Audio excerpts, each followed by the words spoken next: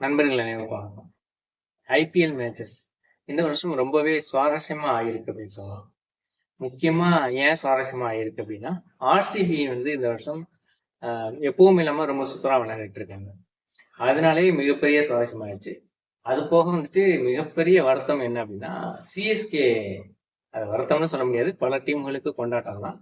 CSK முதல் டீமா வெளியில போனது.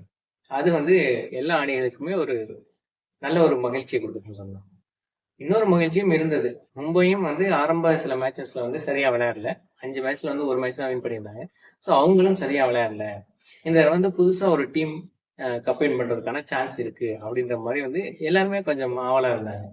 ஆனா அந்த ஆவலையெல்லாம் வந்து மணாலி போடுற வகையில எம்ஐ வந்து ரொம்ப சூப்பராகவே அடுத்தடுத்த மேட்சஸ்ல விளையாண்டு 6 மேட்ச் வந்து சூப்பரா விளையாண்டு இப்போ வந்து 14 பாயிண்ட்ல ஒரு டாப் 4 பிளேஸ்ல இருக்கிறாங்க.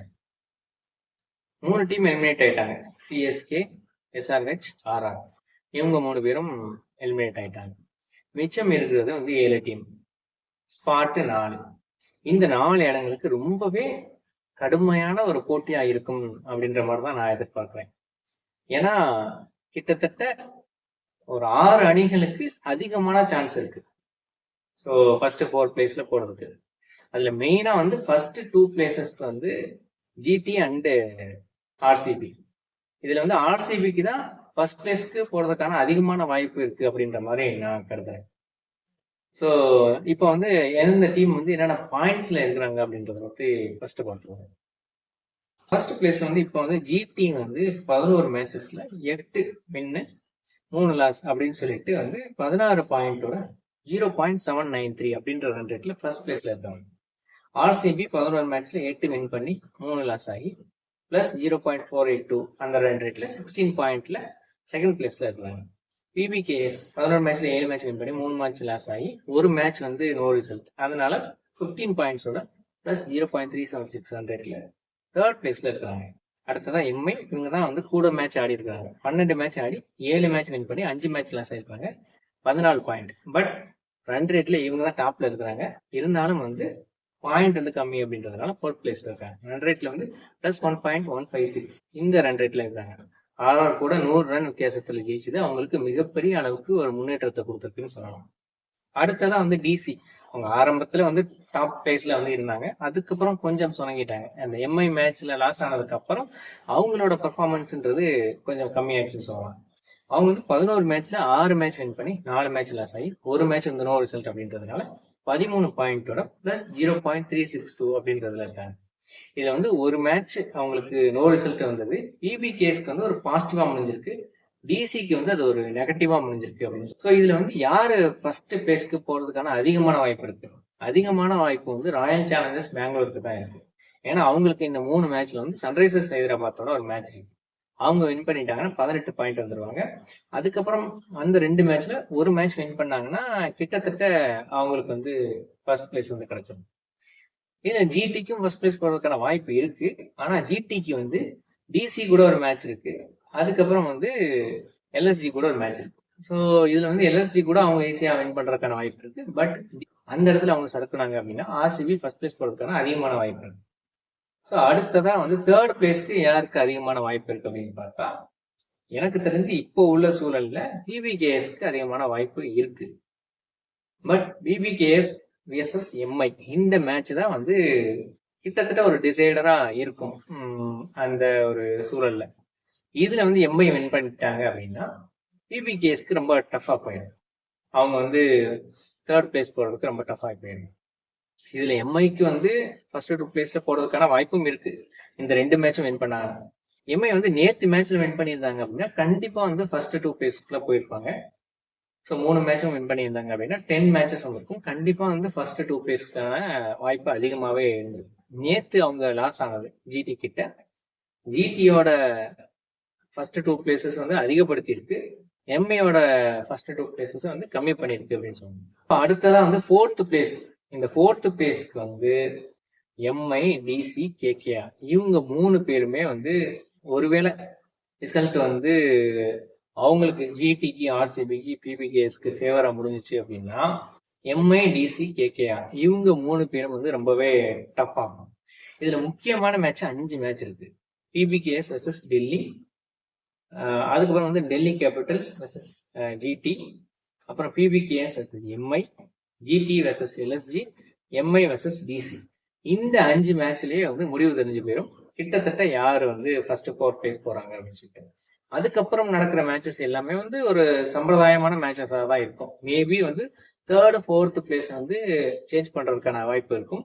கண்டிப்பா வந்து ஃபர்ஸ்ட் 2 பிளேசஸ் யார் அப்படின்னு சொல்லிட்டு எம்ஐடிசி மேட்ச் அப்பவே தெரிஞ்சிடும் அப்படின்ற மாதிரி தான் நான் கருதுறேன். இதுல வந்து எம்ஐ வந்து 2 மேட்சும் வின் பண்ணிட்டாங்க அப்படின்னா அது வந்து ஒரு மாஸ்டர் ஸ்ட்ரோக்கா இருக்கும். மற்றபடி வந்து இதுல வந்து ஆர்சிபி அண்ட் ஜிடி இவங்க 2 பேரையும் வந்து எம்ஐ இப்ப பீட் பண்றதுக்கான சான்ஸ் இல்லை. அதனால அவங்க வந்து ஃபர்ஸ்ட் 2 பிளேஸ்க்கு அதிகமான ஒரு 90% சான்ஸ் இருக்குன்னு சொல்லலாம். மேபி 3rd பிளேஸ் போறதுக்கு அதிகமான வாய்ப்பு வந்து மும்பைக்கு இருக்கு. இருந்தாலும் மற்ற மேட்சோட ரிசல்ட்டை பொறுத்து ஃபர்ஸ்ட் 2 பிளேஸ்க்கு போறதுக்கு மும்பைக்கும் வந்து ஒரு 50% சான்ஸ் இருக்கு. ஸோ அதனால வந்து ரொம்பவே எக்ஸைட்டிங்கா மாறிட்டு இருக்கு இந்த ஐபிஎல் மேட்சஸ். நேத்தைக்கு வந்து மும்பை இந்தியன்ஸ் வந்து ரொம்ப ஒரு புவர் பெர்ஃபார்மன்ஸ் தான் சொல்லணும். எப்பவும் டாஸ் வின் பண்ணிடுவார் ஹர்திக். நேத்தைக்கு வந்து டாஸ் லாஸ் ஆனதுனால சுப்மன் கில் வின் பண்ணிட்டு அவருக்கு லக்கு ஃபேவர் பண்ணிடுச்சு. அவர் வந்து ஃபர்ஸ்ட் பவுலிங் எடுத்துட்டாரு. So first batting Mumbai. Rohit and Rickelton இவங்க 2 பேரும் நல்லா பர்ஃபார்ம் பண்ணிட்டு இருந்தாங்க. ஆனா நேத்து மேட்ச்ல வந்து சொதப்பிட்டாங்க. சரியா பண்ணாத, அதாவது சுமாரா பண்ண வில் ஜாக்ஸ் நேத்து சூப்பரா பர்ஃபார்ம் பண்ணாரு. அவர் 35 பால்ல 53 ரன் அடிச்சாரு. எப்பவும் நல்லா பர்ஃபார்ம் பண்ணிட்டு இருக்கு சூரியகுமார் 35 ரன் அடிச்சாரு. அதுக்கப்புறம் வந்து யார் அடிச்சாங்கன்னு பார்த்தா யாருமே அடிக்கல. கார்பின் போஸ் மட்டும் 27 ரன்கள் அடிச்சாரு. மற்ற யாருமே வந்து சரியா அடிக்காதனால 155 ரன்களுக்கு 8 விக்கெட் இந்த ஒரு ரன்னோட முடிச்சிட்டாங்க. அடுத்ததா ஆடுன ஜிடி அவங்க வந்து அவங்களுக்கு தெரிஞ்சு போச்சு இந்த ஸ்கோரை வந்து ஈஸியா நம்ம அடிச்சிடலாம், ரொம்ப அவசரப்பட்டு அவுட் ஆக தேவையில்லை, அதனால பொறுமையாவே ஆடுவோம் அப்படின்ற மாதிரி ஆடிட்டு இருந்தாங்க. ஏர்லியரா சாய் சுதர்சன் விக்கெட்டை எடுத்தாலும் அந்த ஒரு நம்பிக்கையில பவுலிங் நல்லா போட்டாங்க. பட் வந்து விக்கெட்ஸ் வந்து விழுகல. அதுக்கப்புறம் வந்து பட்லர் விக்கெட் விழுந்ததுக்கு அப்புறம் கொஞ்சம் நம்பிக்கைப்படுறது. சுப்மன் கிலுக்கு வந்து ஒரு கேட்ச் மிஸ் பண்ணாங்க. அதுக்கப்புறம் தான் வந்து பட்லரோட அடுத்த பால் வந்து பட்லருக்கு விக்கெட் விழுந்தது. ஸோ ஓரளவு வந்து கொஞ்சம் இழுத்துக்க படிச்சுக்க அப்படின்ற மாதிரி தான் போச்சு. இடையில வந்து மழை வேற வந்து அப்போதைக்கு எப்போ வந்து தொந்தரவு கொடுத்துட்டு இருந்துச்சு. ஒரு ஸ்டேஜில் மழையில டிஎல்எஸ் ஸ்பாட் ஸ்கோர் வந்து மும்பைக்கு சாதகமாகவும் ஒரு ஸ்டேஜில் வந்து ஜிடிக்கு சாதகமாகவும் இப்படி வந்து வயசு வருஷமாக மாறி மாறி போயிட்டு இருந்தது. அதனாலவே ரொம்ப இன்ட்ரெஸ்டிங்காக மாறிடுச்சு மேட்ச். கடைசியில் வந்து ரொம்ப அதிகமான மழை வர்றப்போ வந்து 19 ஓவர் அப்படின்ற மாதிரி குறைச்சிருந்தாங்க. ஸோ ஒரு ஓவரில் 15 ரன் அடிக்கணும் அப்படின்ற மாதிரி கொண்டு வந்தாங்க. இதுக்கு நடுவில் வந்து மும்பை இந்தியன்ஸ் வந்து பவுலிங்லாம் நல்லா போட்டு அஸ்வினி குமார் அவர் வந்து ஒரு கன்கஷன் சப்பாக வந்தார் கார்பின் போஸ்க்கு பதிலாக. அவர் வந்து நல்லா பவுலிங் போட்டு ஒரு டர்னிங் பாயிண்ட்டை மேட்ச்ல உண்டாக்குனாங்க. அந்த ஒரு மொமெண்டத்தை மும்பை இந்தியன்ஸ் கேரி அவுட் பண்ணலை அப்படின்ற மாதிரி தான் நான் சொல்றேன். பும்ராவுக்கு ஏர்லியராகவே ஓவரை வந்து முடிச்சிட்டாங்க. ஏன்னா கம்மியான ஸ்கோர் தான். பும்ரா வந்து வச்சு டைட் பண்ணி விக்கெட்ஸ் வந்து எடுத்துட்டோம் அப்படின்னா பின்னாடி வந்து நம்ம ஓரளவு இந்த பவுலர்ஸ் வச்சு சமாளிச்சுக்கலாம் அப்படின்ற மாதிரி ஒரு டாக்டிக்ஸ் எடுத்தாங்க. அது நல்லா தான் ஒர்க் அவுட் ஆச்சு. சுப்மன் கில் வந்து எடுத்தாரு. அதுக்கப்புறம் வந்து ஷாருக்கானையும் போல்ட் எடுத்தாரு. ஸோ இந்த 2 விக்கெட்டும் வந்து ரொம்ப அபாயகரமான விக்கெட்டுன்னு சொல்லலாம். அவங்க 2 பேரையுமே வந்து எடுத்துட்டு கொஞ்சம் வந்து மேட்ச் வந்து ப்ரெஷர் ஃப்ரீயா வந்து கொடுத்தாரு பும்ரா. அதை வந்து போல்ட்டும் வந்து நல்லா பண்ணாரு. பட் வந்து கடைசி ஒரு ஓவர், அந்த ஒரு ஓவர் யாருக்கு கொடுக்கலாம் அப்படின்றப்ப வந்து ஹர்திக் பாண்டியா வந்து ஃபர்ஸ்ட் ஒரு ஓவர் போட்டு 18 ரன்கள் கொடுத்துட்டாரு. நோ பாலா பவுண்டரி அப்படின்னு சொல்லிட்டு ஒய்டு இந்த மாதிரி வந்து எக்ஸ்ட்ராஸும் கொடுத்து 18 ரன்கள் கொடுத்துட்டாரு. அதனால அவர் அந்த மொமெண்டம் வராதனால அவர் போடுறதுக்கு வந்து பயந்துட்டு தீபக் சகர் கொடுத்தாரு. தீபக் சகர் 2 ஓவர் வந்து நல்லா தான் போட்டிருந்தாரு. அதனால தீபக் சகர் கொடுத்தாரு. பட் தீபக் சகர் வந்து ஃபைனல் ஓவர்ஸ்ல அவ்வளவு சிறப்பா போடுறது கிடையாது. அந்த ஒரு காரணத்தினால ஹர்திக் பாண்டியாவே போட்டிருக்கலாம். ஏன்னா ஹர்திக் பாண்டியா ஃபைனல் ஓவர்ஸ்ல நல்லா போட்டு ட்ராக் ரெக்கார்டா வச்சிருக்காரு. பங்களாதேஷ் கூட எல்லாம் வந்து செமையா போட்டு வின் பண்ணி கொடுப்பாரு. ஸோ அந்த மாதிரி வந்து இந்த மேட்சும் பண்ணி கொடுத்துருக்கலாம். ஏதோ ஒரு அவருக்கு வந்து இன்னொரு பவுலர் மேல கான்ஃபிடன்ஸ் வச்சு கொடுத்துருக்காரு. அது ஒரு நல்ல விஷயம் தான். இவருக்கு வந்து ஃபைனல் ஓவர்ஸ்ல சரியா போட வருது அப்படின்னு சொல்லிட்டு தீபக் சகருக்கு ஒரு முத்திரை குத்தி அவரை வந்து ஃபைனல்ஸ் ஓவர் போடாமையே வச்சுக்கிறதுன்றது அவ்வளவு நல்லது கிடையாது. இந்த மாதிரியான மேட்சஸ்ல வந்து வாய்ப்பு கொடுத்தாதான் அவங்களோட எபிலிட்டி என்ன அப்படின்றது தெரியும். அதுக்காக கொடுத்தாரு. ஃபர்ஸ்ட் பால் பவுண்டரி போயிடுச்சு. சரி ஓகே, அதுக்கப்புறம் டைட் பண்ணுவார் அப்படின்னு பார்த்தா அடுத்த பால் நல்லா போட்டாரு. அதுக்கப்புறம் வந்து கோயிட்ஸி அவர் ஒரு ஆல்ரவுண்டர் அப்படின்றதுனால அவர் வந்து 6 அடிச்சிட்டாரு. ஸோ அப்பவே கிட்டத்தட்ட மேட்ச் முடிஞ்சிச்சு அப்படின்னு பார்த்தா அப்பதான் ஒரு டர்னிங் பாயிண்ட், அடுத்த பால் விக்கெட். ஸோ இப்படி வந்து கொஞ்சம் அப்படியே ஒரு இன்ட்ரெஸ்டிங்காகவே போச்சு. கடைசி ஒரு பால் ஒரு ரன், அர்ஷத் கான் வராரு. ஸோ சுத்தி எல்லா ஃபீல்டர்ஸ் வந்துட்டாங்க. ஹர்திக் பாண்டியா கையில போகுது. ஹர்திக் பாண்டியாவுக்கு 3 ஸ்டெம்பும் தெரியுது, ஆனா மிஸ் பண்ணிடுறாரு. கரெக்டா நிதானமா நின்று அடிச்சிருந்தா அவுட் ஆக்கிருக்கலாம். ஆனா அவசரப்பட்டு த்ரோ அடிச்சிட்டாரு. சூரியகுமார் யாதவ் அந்த ஸ்டெம்புக்கு போற வரைக்கும் வந்து கொஞ்சம் ஒரு ஃபியூ மைக்ரோ செகண்ட்ஸ் வெயிட் பண்ணியிருந்தாரு அப்படின்னா மேபி வந்து அதை ரன் அவுட் பண்ணி சூப்பர் ஓவர் போயிருந்துக்கலாம். அந்த ஒரு சான்ஸை வந்து ஹர்திக் பாண்டியா மிஸ் பண்ணிட்டாரு. நேத்தைக்கு மும்பை இந்தியன்ஸ் ஃபீல்டிங்லேயும் ரொம்ப சொதப்புனாங்க. திலக் வர்மா ஒரு கேட்ச் விட்டாரு. அதுக்கப்புறம் பவுலிங்லேயும் வந்து நோ பால்ஸ் வந்து போட்டாங்க. கடைசி ஓவர்லேயும் தீபக் சகர் ஒரு நோ பால் போட்டாரு. ஸோ ஃபீல்டிங் சொதப்பல் அப்படின்ற மாதிரி வந்து நிறைய நேற்று மிஸ்டேக் பண்ணாங்க. ஸோ அதுதான் வந்து மேட்சை காஸ்ட் பண்ணி கொடுத்துருச்சு. இருந்தாலும் வந்து கடைசி பால்ல தான் ஜிடி வின் பண்ணாங்க அப்படின்றதுனால ரன் ரேட் மட்டும் குறையல. அது வந்து மும்பை இந்தியன்ஸ்க்கு ஒரு பாசிட்டிவ்னு சொல்லலாம்.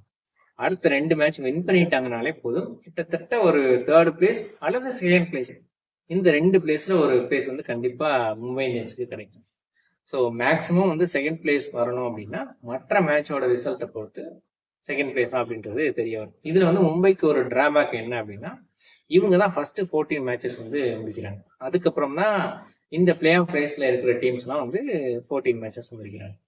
அது வந்து ஒரு டிராபேக்கா போயிடுச்சு. ஒருவேளை வந்து இப்போ மும்பை இந்தியன்ஸ் வந்து பின்னாடி முடிக்கிறாங்க அப்படின்னா ரன் ரேட் அடிப்படையில வந்து இன்னும் கொஞ்சம் கூடுதலா வந்து சிறப்பா விளையாடி அப்போ வந்து முன்னாடி போய்க்கலாம்.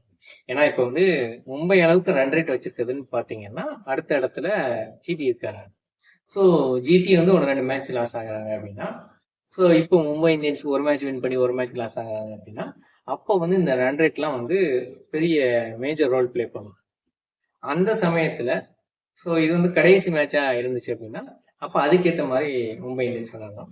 அந்த ஒரு சான்ஸ் வந்து இந்த தடவை மும்பை இந்தியன்ஸ்க்கு கிடையாது. எப்பவும் வந்து மும்பை இந்தியன்ஸ்க்கு வந்து கடைசியா வர மேட்ச், அதனால அவங்க ரன் ரேட்டுக்கு ஏத்தாப்புல வந்து ஆடுவாங்க. இந்த டைம் வந்து அது கிடையாது. ஸோ அதனால இப்ப 7 டீமுக்கு 4 பிளேஸ்க்கு ரொம்பவே கடுமையான போட்டி இருக்கு. அதனால இந்த மேட்ச் வந்து ரொம்பவே இன்ட்ரெஸ்டிங்கா மாறிடுச்சுன்னு சொல்லலாம். நேற்று மும்பை இந்தியன்ஸ் லாஸ் ஆனது ரொம்பவே வந்து ஒரு இன்ட்ரெஸ்டிங்கா மாத்திருக்கு இந்த இயர் ஐபிஎல் அப்படின்னு தான் சொல்லணும். ஸோ பார்க்கலாம் யார் யாரு ஃபர்ஸ்ட் 4 பிளேஸ்க்கு வராங்க அப்படின்னு சொல்லிட்டு. என்னோட இந்த வீடியோ பிடிச்சிருந்துச்சா இது வந்து லைக் பண்ணுங்க, இது எல்லாருக்கும் ஷேர் பண்ணுங்க. ஏகே பர்ஸ்பெக்டிவ் சேனலுக்கு சப்ஸ்கிரைப் பண்ணுங்க. நன்றி, வணக்கம்.